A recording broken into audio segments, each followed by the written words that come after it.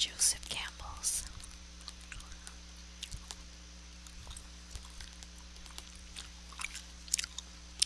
The Hero with 1,000 Faces. And I will be chewing gum, or at least attempting to, during this reading episode. I, have been getting requests for gum chewing. The only thing is it's a little difficult to chew gum and read, especially materials like this, because they are, a little bit long, so I try to read a little faster, otherwise they'll never get done. And then, when you're chewing gum and trying to read it, sometimes you have to be a little careful. So we'll see how this goes. I'm still testing it out with the other reading materials, but let us begin. We are in the second part of the book called the Cosmogonic Cycle, and we're reading the fourth little section of that, and it's called Within Space Life. The first effect of the cosmogonic emanations is the framing of the world stage of space. The second is the production of life within the frame. Life polarized for self-production under the dual form of the male and female. It is possible to represent the entire process in sexual terms as pregnancy and birth. This idea is superbly rendered in another metaphysical genealogy of the Moras, Maoris. From the conception, the increase, from the increase, the thought, from the thought, the remembrance, from the remembrance, the consciousness, from the consciousness, the desire. The word became fruitful. It dwelt within the feeble, glimmering. It brought forth night, the great night, the long night, the lowest night, the softest night, the loftiest night, the thick night to be felt, the night to be touched, the night not to be seen, the night ending in death, from the nothing, the beginning, from the nothing, the increase, from the nothing, the abundance.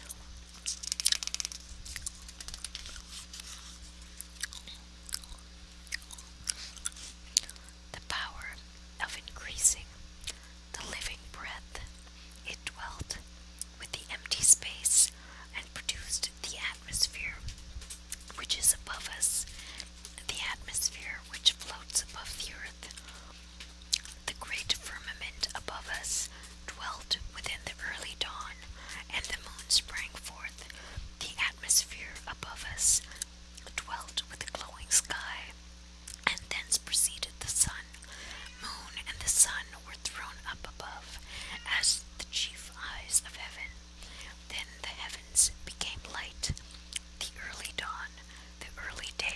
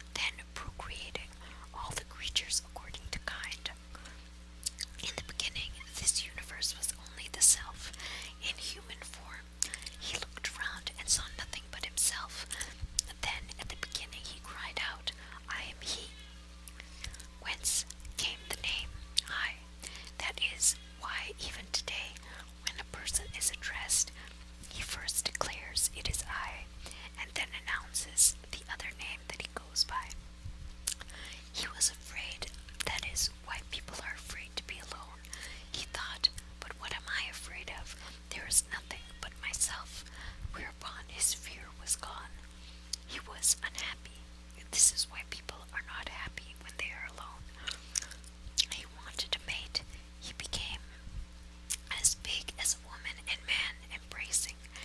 He divided his body, which was himself, in two parts.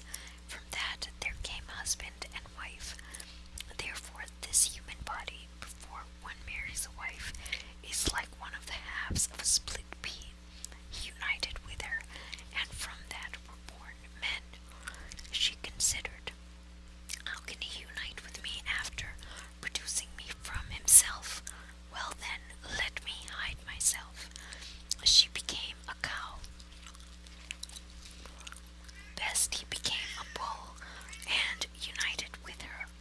From that were born cattle. She became a mare. He a stallion. She became an ass. He became a he-ass, and united with her. From that were born the one-hoofed animals. She became a goat. He became a he-goat. She became a ewe, and he became a ram, and united with her. From that were born goats and sheep. Thus did he project everything that exists in pairs down to the ants. Then he knew, indeed, I am myself the creation, for I have projected the entire world, whence he was called creation. The enduring substratum of the individual and all of the progenitors of the universe are one and the same, according to these mythologies. That is why the demiurge in this myth is called the Self. The Oriental mystic discovers this deep, reposing, enduring presence in its original androgynous state when he plunges in meditation into his own interior. Him on whom the skies, the earth, and the atmosphere are woven, and the mind, together with all the life breaths, him alone know as the one soul. Other words, this